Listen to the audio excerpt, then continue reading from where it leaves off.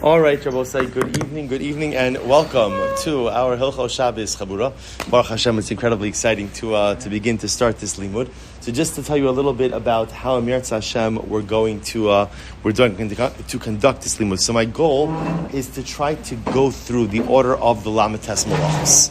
Literally, again, starting from the beginning of Melachos Melachos, although we'll see there's some interesting discussion regarding what exactly is the beginning of the Melachos Melachos, as we'll see tonight, and really to go through each of the Melachos from its origin in the Torah, in the Mishnah, all the way bringing it through halacha l'maisa. But the goal is really to work our way. Again, it's going to take us a while to get through all 39 Melachos, but that we've actually done. We've covered a number of topics in the course of Smichas Chaver. But that remember, we might need to bring in more chairs, or another table. Okay. Good, Moshe David, thank you. We'll bring in more chairs and another table. Maybe. Okay. Yeah, should we do that? Yeah. Okay.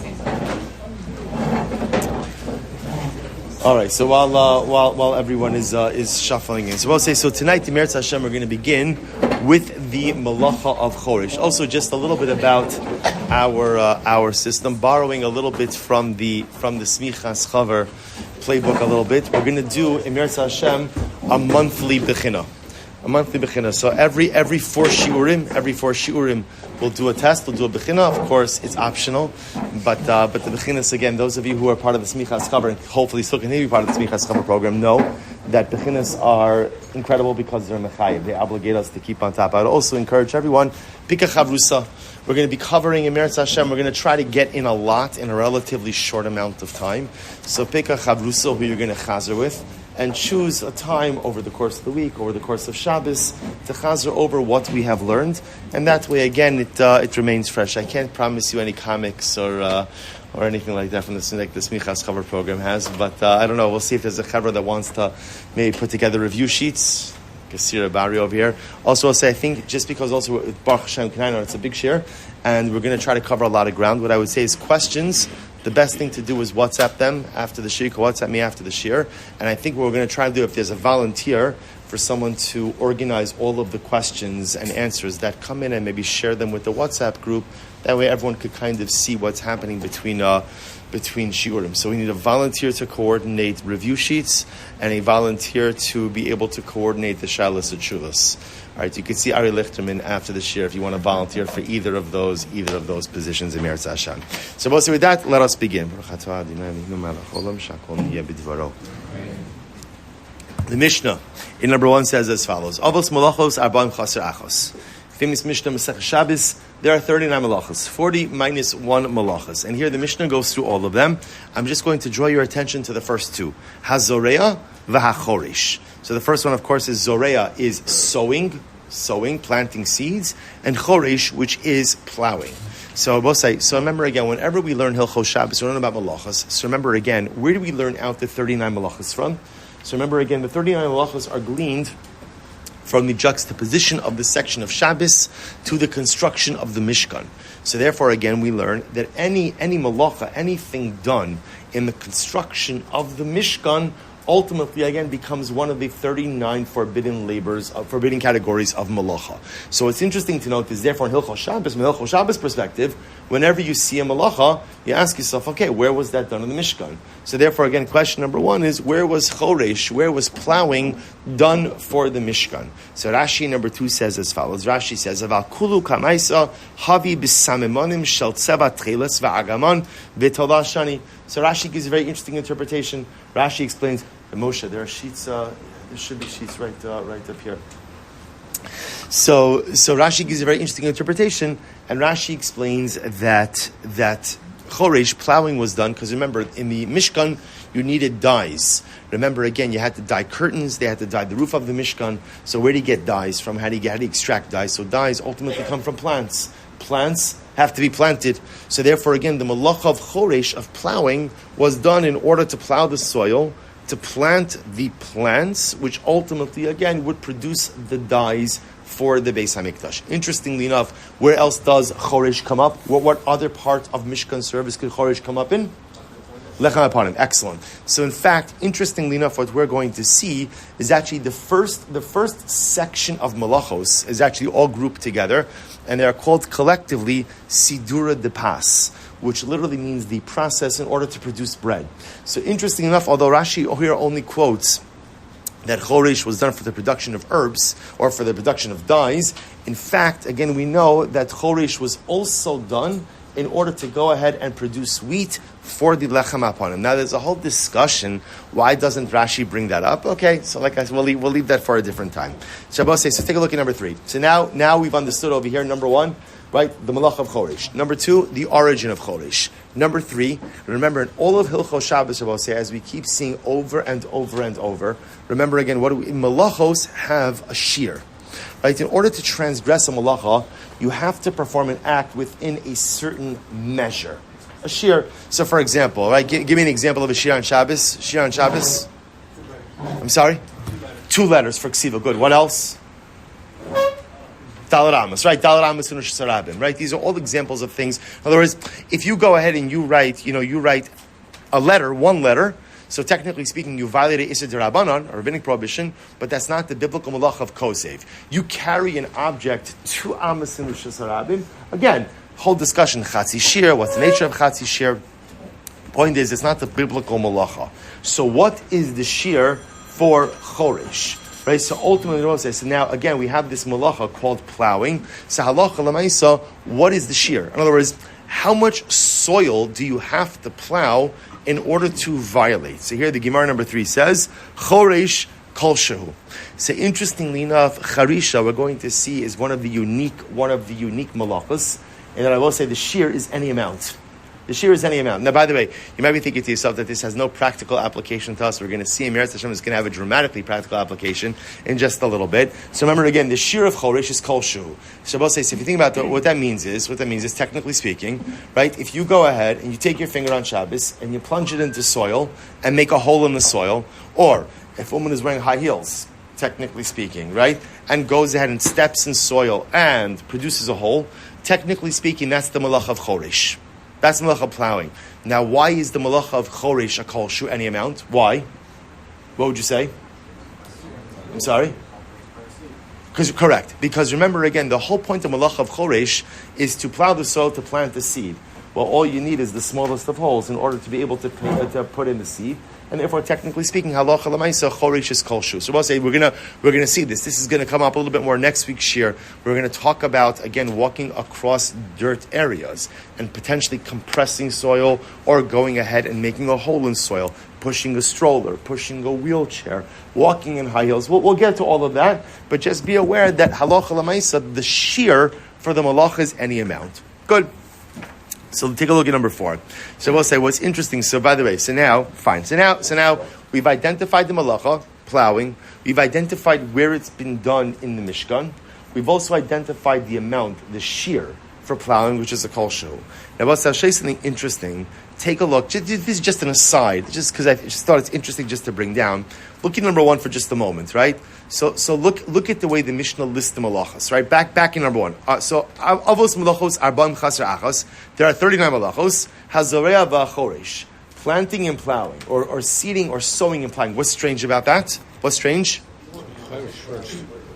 The order is off. The order is off, right? Really, technically speaking, first there should be choresh, and then there should be zoreh. So the Gemara actually asked this question number 4, and the Gemara says, Hazoreh v'choresh michti, michrav karbi bereisha, lisni choresh, v'hadra lisni zoreh. So I don't understand. It doesn't make sense. First you have to plow the earth, then you could sow it. You can't sow without plowing first. So what's going on over here? So the Gemara actually gives an interesting answer. The Gemara says, Tana Eretz Yisrael Kai, the author of our Mishnah lived in Eretz Yisrael, and Dizari Bereisha v'hada karbi. In Eretz Yisrael, the soil was often very rocky. So therefore, interestingly enough, say normally the way it works is like this, in my extensive farming experience. The way it works is like this, right? You go ahead, you plow, you put the seed in. What do you have to do after you put the seed in? What do you have to do? Right? So cover it. And covering it is generally a relatively easy process. Well, in the rocky soil of Eretz Yisrael, Interestingly enough, what you actually have to do is you have to plow to loosen the soil, then you have to put in the seed, and then actually you have to replow in order to cover the seed. So the Tana of our Mishnah is actually from Eretz Yisrael, and that's why, again, you're right, there is plowing in the beginning. But when he points out plowing, he's actually talking about the second plowing that has to be done after the placement of the seed as well. All right, just an interesting idea. So I'll say, so now the shaila becomes, what is the malacha? So in other words, we translate the word choresh as plowing. The shaila is, what is the malacha? So Rashi over here, number 6, says as follows. Rashi says, malacha achas, saying, enu chayiv achas, el achas tekulu, l'rapuye ara avidi. Rashi says, the malacha of choresh is softening soil. That's what it is. The malacha of choresh, I will say, now this is going to be very important, because according to Rashi, any act that you do to soften soil could be a potential issue of Choresh. Rabbi say, give me an example of an act that softens soil. What? Pouring water on it. So pouring liquid on soil, pouring liquid on soil. So again, remember, that's not how you would think about plowing per se in like the classic sense. But according to Rashi, if the whole point over here is to soften the soil, to be able to go ahead and put a seed in, so even pouring water on soil could potentially be choresh. Again, we'll see halacha l'maisa how to plug all of this in, but let's get definitional clarity first. So now the Rambam comes along in number 7, and the Rambam says ha-choresh kol shu chayiv. So again, the Rambam once again points out that choresh, the shear, right, the amount, so to speak, for plowing is any amount. V'amenachesh beikri ha'ilanos v'mekarsem asavim o hamizaret es hazrigim. So here the Rambam gives a lot of very interesting examples over here. So the Rambam talks over here about weeding, right, about cutting grass or removing grass, or going ahead and pruning. So the Rambam says anything kidei liyapos es hakarka, anything that is done to beautify the land. So it's interesting that the Rambam seems to be advancing a different definition of choresh. That's whereas Rashi understands that the definition ultimately is loosening of soil. How does the Rambam define it? The Rambam defines it as any act which beautifies the soil. So, for example, according to the Rambam, landscaping, right? Landscaping on Shabbos. Now, again, I do want to point out we're not up to it yet, but remember, a lot of these actions or a lot of these activities also border on other malachos. For example, there's a malacha of kotzer. Right? Kotzer, the definition of kotzer is oker davar mimokom gidulo, detaching something from the place where it grows. But leaving those other secondary malachos on the side, just pointing out here that according to the Rambam, anything you do that beautifies the land ultimately is choresh, ultimately is plowing. So we seem to have a fundamental definitional machlokas, Rashi and the Rambam. Rashi again, anything you do to soften the soil. Rambam, anything you do to make the soil beautiful. Okay, now the Rambam himself had to say based on a Yerushalmi in number 8, but fine, we'll just leave that on the side. So we'll say, so the Mishnah Berurah in number 9. The Mishnah Berurah number 9 says as follows. The Mishnah Berurah quotes this, he says, Choresh. Now both say, Simin Shin Lamed Zayin, 337 Arachayim is going to be the siman that we're going to be focusing on. We're probably not going to spend more than 2 shiurim on Choresh. Probably this week and next week on Choresh. So, but Shin Lamed Zayin is the siman in Shulchan Aruch that we're really going to be hyper focused on over here. So the Mishnah Berurah has a little hakdami, has a little introduction, and he says, Choresh hu echad milametes melachos v'chevan shekavanas hachoresh l'rapuye ara. So here again, the Mishnah Berurah says the point of Choresh is to soften the soil, da'az tov lizriya, because then it is good for planting. The gam kavanoso lahashvos hagumos, we'll get to that in just a moment. Uli yafoso. So the Mishnah Berurah does something very beautiful. What does the Mishnah Berurah do? Mishnah Berurah makes shalom. And he says, Rashi and Rambam, you're both right. The definition of Choresh includes any activity that either A, loosens soil, or any activity that B, goes ahead and, quote-unquote, beautifies the earth, beautifies the soil. Shabbos say, what comes out over here, therefore, is if you want to understand what is included in Choresh, in the malacha of plowing, we have the following 6 activities. Get ready for them. Number one, classic definition of plowing and loosening the ground. Okay. Number two is leveling the ground. We're going to get to that in just a moment. That's the Mishnah Berurah just mentioned before, leveling the ground. I will say, by the way, why is leveling the ground a form of choresh? Why? Right, because again, remember, that allows you to plant. Right, the more level the ground is, the easier it is ultimately, again, to plant produce. So number one, so these are all 6 categories, not 6 categories, but six activities associated with that all fall under the umbrella ultimately of choresh. So again, number 1, plowing and loosening the ground. Number 2, leveling the ground. Number 3, making furrows. Now again, we'll see examples of this. Right now I just want to give you everything so you have all the definitions. Number 3, making furrows. Number 4, removing obstacles. So for example, this is interesting. Clearing stones from a field is choresh. Isn't that interesting? Now, leaving aside, there's another issue with clearing stones, which is muktzah. So leaving aside the muktzah issue, but the act of clearing stones from a field will be choresh, will be plowing. But if you think about it, it sounds so counterintuitive. What does clearing stones have to do with plowing? But now it makes sense, because the malacha of choresh is not simply the act of plowing. The malach of choresh is any activity which ultimately, again, allows the field to become more usable for the sake of planting. Okay, so that's number 4, removing obstacles.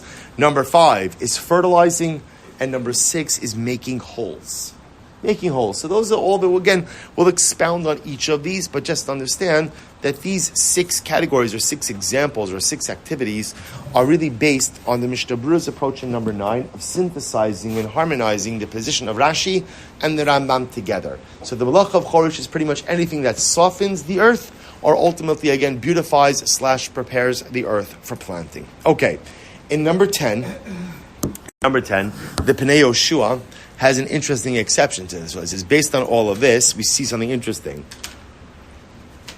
Look at number 10, he says, Ubamakom sharoi lizriya, af shechorish b'makom she'eno roi lizriya, kigon b'tsunma, o shechorish shalo b'tzorech zriya, ela she'gomas eno chayav. Listen to this, Rabosai.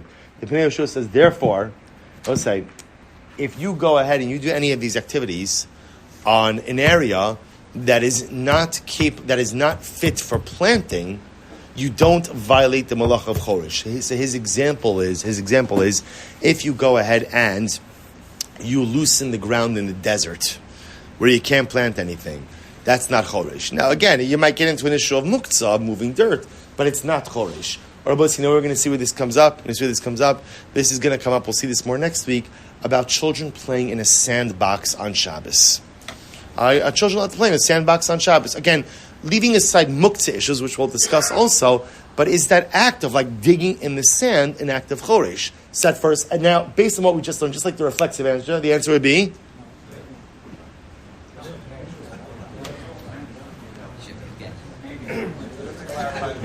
I have to clarify. What would you say? Based on what we just learned, what would you say? So Moshe says yes, you're making a furrow. Okay, what's the problem? What's the counter argument? It's not plantable area. The Pnei Yoshua says the malacha of choresh has to do with engaging in activity that allows for planting in land. If the dirt you're dealing with is not capable of supporting vegetation, produce, growth, then there's no malacha of choresh. So b'pashtos, a sandbox, you can't grow anything in a sandbox beside diseases, right? So lamaisa b'pashtos, so you're not going to go ahead and be in violation of choresh. That's what it sounds like. Again, you'd be surprised how much there is to talk about with sandboxes. So we'll come to that probably more next week, but just to understand the application of the Pnei Yoshua. So good. So we'll say, so now, we kind of now have the table set for the Malach of Choresh. So we'll say, so now something fascinating occurs, which is this is so incredible. One of the most involved conversations when it comes to the Malach of Choresh is a topic that begins in Choresh but has nothing to do with Choresh. What do I mean by that? Take a look at number 11.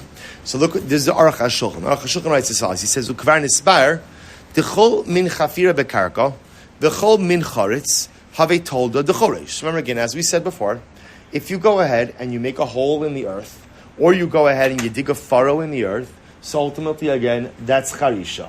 All right. Not only that, the chomin hashvias hagumos kigon shehesir hatel o shahaya makom nomoch ve'bial ashvo. So I will say, what else?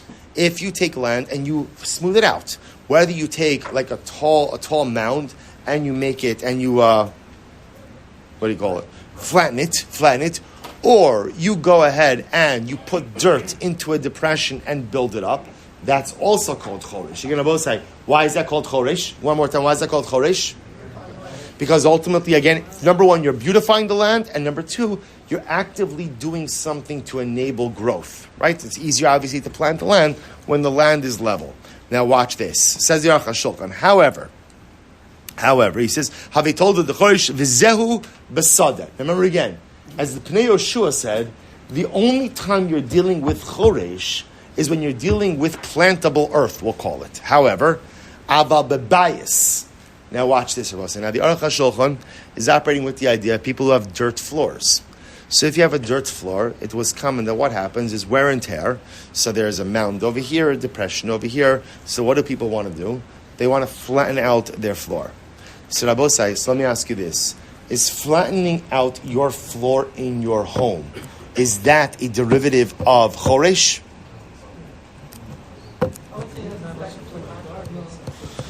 So b'pashtus, the answer is going to be no, because it's not plantable. We're assuming right now that the area inside your house is not really going to be planted. You understand? Technically good. The halacha assumes that the area inside your house is not plantable.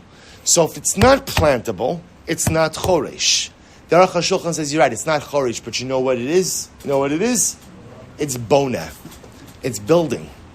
It's building. They both say another one of the 39 melachos is the melacha of binyan, of building, right? Part of building, we're going to see, interestingly enough, so part of building is flattening out the surface upon which you are going to build, right? If you don't have a flat surface to build upon, that which you are going to build is not going to be sustained. So therefore, the Aruch HaShulchan says something fascinating. So you can imagine this guy Ruvain. So if he's out in his field and he levels out the field, that's called choresh. That's called plowing, because he's beautifying and ultimately, again, benefiting or enabling the field to be better used for planting. That same guy who levels the floor in his dirt floor in his house, that's not choresh, because that's not a plantable area. But what that is bona. That's binyan. That's the melacha of building. Okay, so this is quite fascinating. He says, so now based on this, that's the Aruch HaShulchan. Take a look at number 12. Now based on that, get ready for this. Based on that, Shulchan Aruch number 12. Asar lechabed habayis. You are not permitted to sweep the floors of your home on Shabbos. You're not allowed to sweep on Shabbos. Now, what does that mean? Look at the Shulchan Aruch says, El imkein hakarka merutzaf. Unless, of course, the floor of your house, and I will say, merutzaf literally could either mean like tiled or stone. The idea is that what? It's not dirt. It's not dirt. So here the Shulchan Aruch paskins, you cannot sweep the floor of your home if you have a dirt floor. Again, I will say, before you even go on, why does the Shulchan Aruch say you can't sweep the floor of your home if you have a dirt floor? Why not? Bona. Remember, the technical term for this is called hashva'as gumos. Hashva'as gumos means the leveling out of depressions. Leveling out of depressions. Hashva'as gumos, leveling out of depressions, is bona, is building. So therefore, Shulchan Aruch paskins, you can't sweep your floor on Shabbos unless, of course, your floor is not dirt. So again, tile or stone. Let's analyze it just a moment. So first, we're going to just go back and forth a little bit. Look at number 13. Sif Vav in the Mishnah Berurah. The Mishnah Berurah writes, the Chabed Abayis, Timazis Afra Mimkomo, because remember, again, I will say, so the Mishnah Berurah actually says you're doing two things over here. Number one, you're moving dirt. Now, what's the problem moving dirt? Moktzah. So number one, I have a dirt issue, a muktzah issue. He says, "V'gam mashve hagumos bikibudo shemismalin hagumos shebebayis me'afar v'havi binyan." Furthermore, again, by sweeping, I'm going to be moving around dirt. I'm going to move dirt into depressions, thereby leveling them out. And leveling out the ground is going to be a form of binyan, going to be a form of building. Now, also, now watch this. There's a lot that's packed in here. Now, one second, I was saying. When I'm sweeping my floor, is it my intention to level out the floor? Is that my intention? No, what's my intention? To get rid of the dirt. right? To literally get rid of the dirt, to move aside the dirt. So the Mishnah Berurah says, even though it's not my intention, I'm not miskavein, afilu hachi aser de psik reisha. Shabbos, we're being introduced to a lot of things on this first night of our Chaburah tonight. So remember again, in Hilchos Shabbos, let's talk about this just a moment. In Hilchos Shabbos, there is something called a davar she'eino miskavein. Davar she'eino miskavein means that I do a particular act, and the act results in a malacha. But I didn't have in mind for that malacha. It's called davar she'eino miskavein. Then there's a higher level that's called a psik reisha. Now, I was saying a davar she'eino miskavein, the way it works is the act may or may not result in a malacha. That's different than a psik reisha. Psik reisha, I will say again, remember we learned this in Masech Shabbos. The phrase psik reisha literally means cut off the head. Remember again, one of the most popular Talmudic kids' toys were chicken heads. Chicken heads, high demand, right? Only one problem. The only way to get a chicken head is how? Not a trick question, right? Kill the chicken. So the expression in Gemara is psik reisha v'lo yamos. Can you cut off the head and the chicken's not going to die? So that's the expression of the Gemara. So a psik reisha represents an act you do on Shabbos that is definitely going to result in a malacha. Psik reisha is aser, even if it's not your intent. So here's what the Mishnah Berurah says. The Mishnah Berurah says, when you sweep a dirt floor, you are absolutely going to end up leveling out the floor. Even if it's not your intention, you are definitely going to do that. And because it's definitely going to happen, therefore, what do we call that? A psik reisha. And therefore, again, the Mishnah Berurah says that's why the Shulchan Aruch paskins that if you have a dirt floor, it is prohibited to sweep that floor on Shabbos. Okay? The exception to that rule is what? If you don't have a dirt floor. Okay, so if you don't have a dirt floor, right, merutza, if it's tiled, if it's stone, then you're allowed to sweep. Okay, go back up to number 12 for just a moment. He says, v'yesh matirin, so then the Shulchan Aruch quotes v'yesh matirin. Others ultimately, again, permit the sweeping of a floor, even if it's not tiled or stone. The Mishnah Berurah in Sivches, I'll just say this outside, Mishnah Berurah comments on this. He says, what's the reason for that? They hold it's not a psik reisha. They hold that it is possible to go ahead and sweep the floor, even without leveling it out. Okay, back up to number 12. Haggah. Here we go. We'll say, watch this. The Ramah, I'm in number 12, second line in. Haggah, the Ramah comments. V'yesh machmirin afilu b'merutzav. The Ramah says, there are those who are machmir. Even if you have a tiled floor or a stone floor, you still can't sweep it on Shabbos. So what will be the logic behind that? What's the logic? Right? We're concerned that if we allow you to do it ultimately again with a stone or a tiled floor, you may come to go ahead and do it even in a dirt floor. So you see what's happening over here? Fundamental, overwhelming, dramatic. Machlokes in the Mechaber and the Ramah. The Mechaber says, everyone agrees you can't sweep dirt floors. It's a psik reisha. And everyone agrees with. What about tiled floor, stone floor? Ramah, yes. I'm sorry, Shulchan Aruch, yes. Ramah quotes those who say no. Even a tiled floor, lest you come to go ahead and sweep the dirt floor. Now look what he writes. V'chei noagin. And the Ramah writes, this is how he paskin. Ve'ein l'shanos. Don't change. So according to the Ramah, it sounds like over here that what? You can't sweep your floors on Shabbos. Can't sweep on Shabbos. Who no one has a dirt floor. Right? Can't sweep on Shabbos. Right? Mihu, before you go running home telling your wife this, right? Calm down. Right? Now watch this. Once we're not finished. He says, what were we going to say? I'm sorry? So by the way, so sukkah, this is a big thing. Right? Sukkah, you really may actually be running up against an Isser D'Oraisa if you sweep out the sukkah. Yeah, assuming that your sukkah is on the ground. Absolutely. We'll see. We're going to talk about that. So the Gemara says as follows. I'm sorry, the Ramah says as follows. It says, Miyo ayde akum mutar, v'chein al yedei beget, o matlis, o knaf, avaz hakalam ve'ino mash v'gumos. So the Ramah gives two carve-outs. Number one, you could ask a Gentile to do it. So in other words, a Jew is, according to the Ramah, a Jew is not allowed to sweep on Shabbos. Whether you have a dirt floor, which would be an Isser D'Oraisa, right? Or even a tiled floor, which would still be an Isser D'Rabbanan, lest you come to sweep a dirt floor. So what are the two carve-outs? Number one, you could ask a non-Jew to do it, and you could ask straight out for a non-Jew to do it. I'm sorry? No, that's his point, because it's not a Mir La'akum, because it's not really a Malacha. Right? Again, remember, this is a Gzeira Atu, so you're allowed to go ahead and do it. Or, he says, another interesting idea is, if you sweep with something gentle. What's his example of a gentle item? He says if you sweep with a garment. In other words, let's say a piece of cloth. In other words, by the way, we'll say, just so you understand, with their brooms, what were they using for brooms?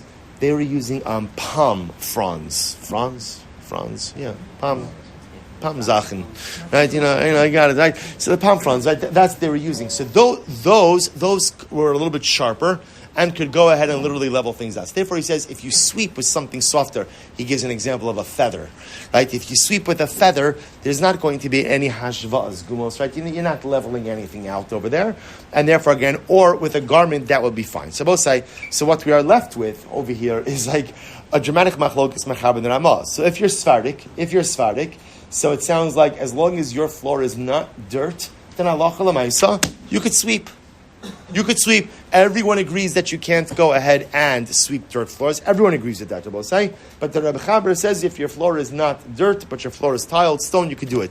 The Ramah, no, can't sweep even a tiled or stone floor, lest you come to sweep a dirt floor. So it sounds according to Shulchan Aruch, Ashkenazim don't sweep on Shabbos.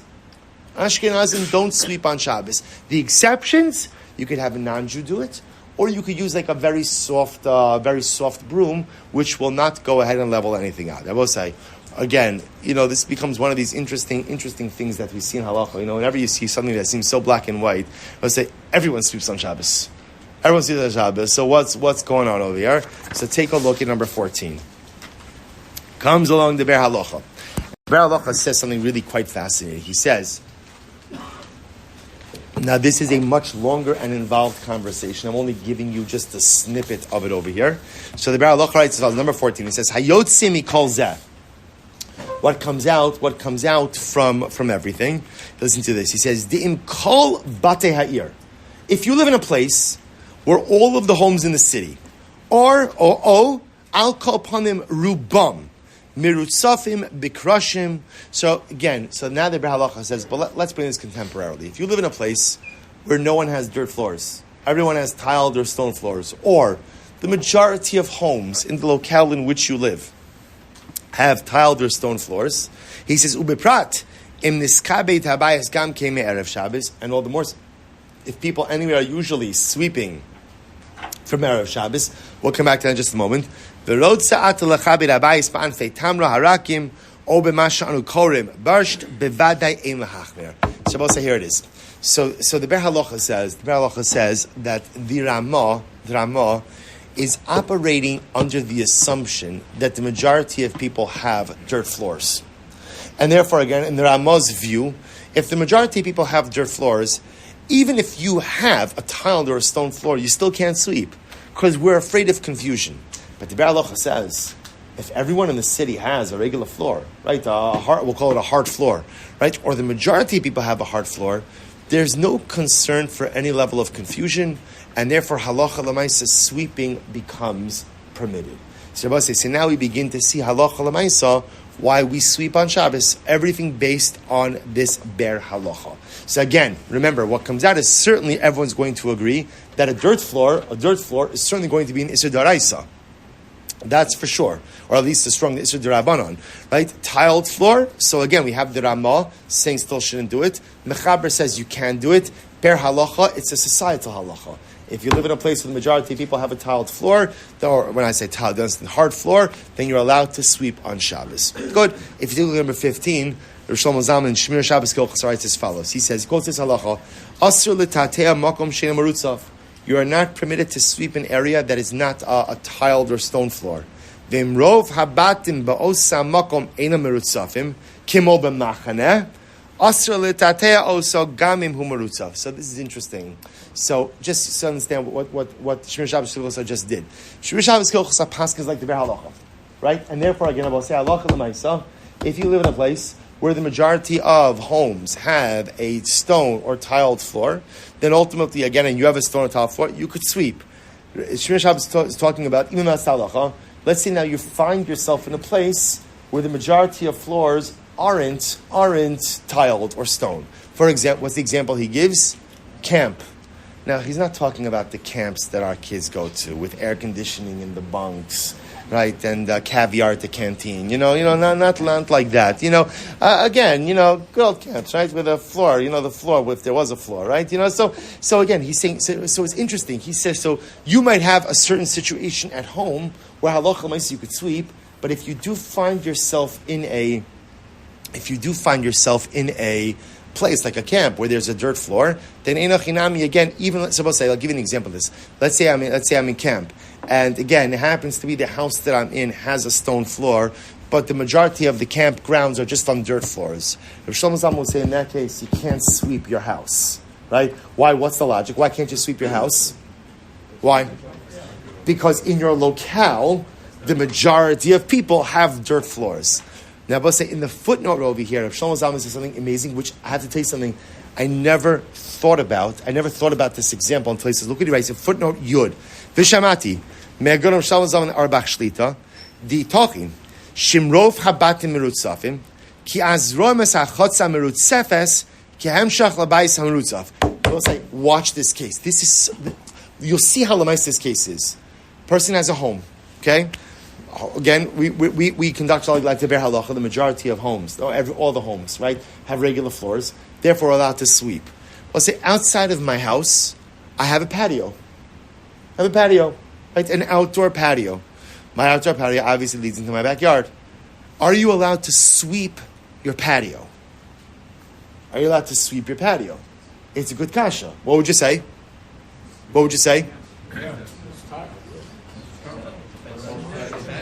So maybe you could maybe it depends on most people's patios. Like in other words, the people have dirt. Okay, one possibility. Good other possibility.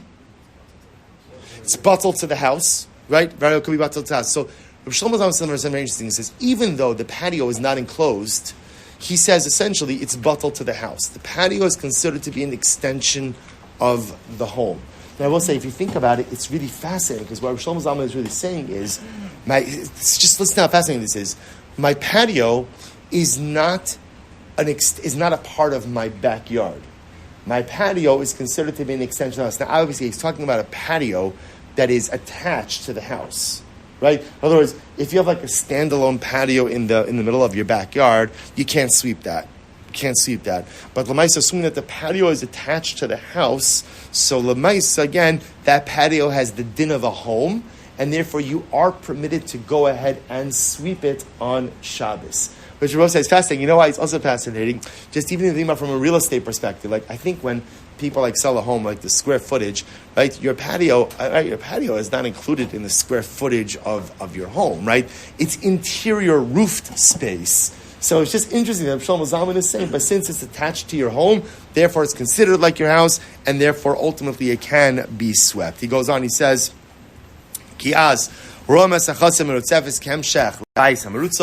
ultimately, again, we view the chutzner ultimately again as an extension of the home. Even if it's not roofed. Okay, beautiful. So I'll say, so that's that. I will say, so that's sweeping, and that's why contemporarily. So again, I will say, just one of these fascinating examples in halacha that if you were to open up a Shulchan Aruch and just read the Shulchan Aruch, it's as clear as they say, Bar kashemesh b'tzarayim. It's as clear as the sun at midday that you're not allowed to sweep your floor on Shabbos.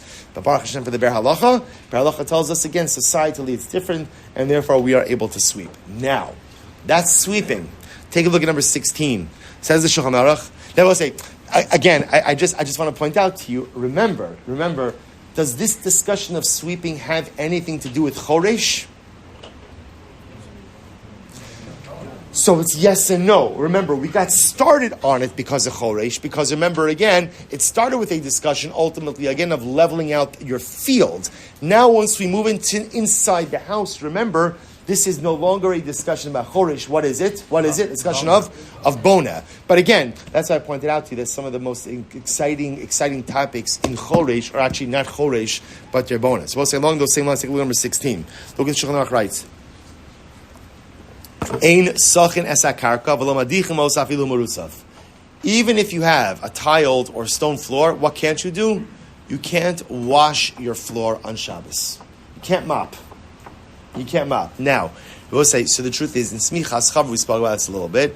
We're leaving aside the issues of mopping that may be involved with what? schita, melabein. Again, a very easy way to think about this is just like a sponge, right? So there's no schita or melabein involved in a sponge, right? So that's the easiest way to imagine. So you can't mop your floor. You can't mop your floor on Shabbos. That is asur. And the Shulchan Aruch says even if the floor is a hard floor, even if the floor is, what's going on over here? So we'll say, so take a look at number 17. It's actually very interesting. So the Mishnah Berurah says in number 17, where it says Sif Tez Zayin, he writes as follows: V'lo madichin also shayipokikin silon shamayim nichnesu ba. So skip down a little bit. He says v'tam kol elim mishum dechayshin lahashvas gumos. So we'll say, so ultimately, once again, what's the problem with mopping? What's wrong with mopping? Problem with mopping is, once again, straightening out the ground. Now remember, we're talking about the interior of your house, so therefore straightening out the ground is not going to be a problem of choresh, it's going to be a problem of binyan. So but I will say, but 1 second, if sweeping is permitted, then why isn't mopping permitted? Listen to this. V'afilu leman deshari kibud b'Shabbos. Even according to the opinion, it says you're allowed to sweep on Shabbos. The shiny hachal kevin shurot liapos says akarka. Let me ask you this. This is so fascinating. So fascinating. Listen to this. I would say, if I were to ask you, what is the fundamental difference between sweeping and mopping? I know these are not the things that keep you up at night, but think about this, right? And you saw this big difference between sweeping and mopping. What's the difference? So mopping soaks it up. Good. I'm sorry? Disinfects, good. I'm sorry? Wet versus dry, good. Bringing, good. Listen to this. You saw this is the difference that Mishnah Berurah is advancing. The avoda of sweeping is the removal of dirt. The avoda of mopping is the beautification of the ground. That's how the Mishnah Berurah frames the difference over here. So therefore, listen to this. So therefore, because mopping really represents a beautification of the ground, that hits too close to home to the malacha of bona or choresh, because that's the ikar avoda. Remember again, also we saw the Rambam's definition of choresh is what? Liapos esakarka. Anything that beautifies the ground. So therefore the Mishnah Berurah says, even those opinions that allow for sweeping, that's because the ikar avoda of sweeping is not the beautification of the ground, it's the removal of the dirt.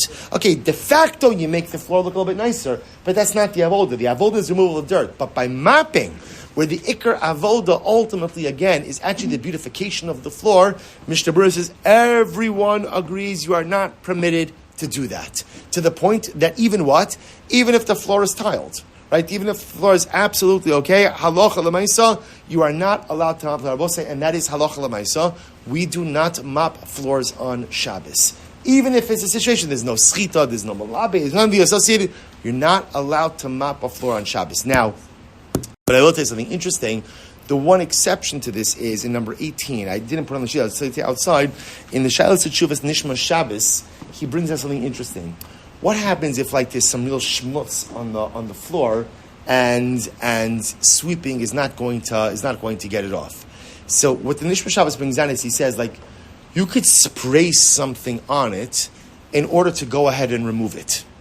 I don't know, not like Windex, but whatever, whatever the floor equivalent of Windex is, right? So you could spray something on it in order to go ahead and remove it, and that's not called mopping. That's not called mopping. Salocha l'maisa, this is actually very interesting. Salocha l'maisa, again, mopping doesn't make a difference. Obviously, in a dirt floor, it's not going to be good, but even in an under floor, even in a hard floor, ultimately, again, it's going to be asur, because the ikar avoda is the beautification, ultimately, again, of the ground. And even though one can make the argument that on a hard floor, a tiled floor, there's absolutely no problem. But here the Mishnah Berurah says we have to be concerned that if we allow it on a harder tiled floor, you're going to come to ultimately potentially do it on a dirt floor. So I think we're gonna stop here. We're gonna stop here for this evening. Just want to tell you coming attractions. So just also to mention again a couple of things. So first of all, we're gonna do a bechina Mirat Hashem once every 4 shiurim, just to keep everyone together and going. Please get a chavrusa. We didn't do a lot, but we covered a lot. We'll get through more. Mirat Hashem, chazu over what we did. See Ari Lichterman if you either want to volunteer to do chazara sheets or compile the shilas and shuvas that come up. Also, again, smichas chaver is still continuing. Emeretz Hashem. So that's going to be just on Wednesday night, same slot, 7:50 to 8:35. Amad Yomi switched a little bit now from 8:40 to 9 o'clock, and there's a Ma'ariv Emeretz Hashem at 9 o'clock. Although if the Chaburah wants to make another Ma'ariv, Amad Yomi is going to be in here. So if there's interest in another Ma'ariv in the shul right now as well, for those who aren't staying for Amad Yomi, that's fine. As I was saying, again, this is a very exciting limud. Here's what I'm going to tell you: is we are going to get through all 39 Melachos. We will probably be like coming to share it with our walkers by the time we get to the end of this, but that's okay. That's okay. It's not a rush. This is the long game. But that's really what we're setting out to do. We're starting from the beginning. We're not going to take shortcuts. We're going to go malacha after malacha after malacha. Some will be a little bit more interesting. Some will be a little bit more challenging and difficult. Coming attractions for next week, I will say. Coming attractions. And you may choose to come or not to come to the shir based on what I'm about to tell you. Ball playing on Shabbos. Right? So ball playing on Shabbos this is the sugya.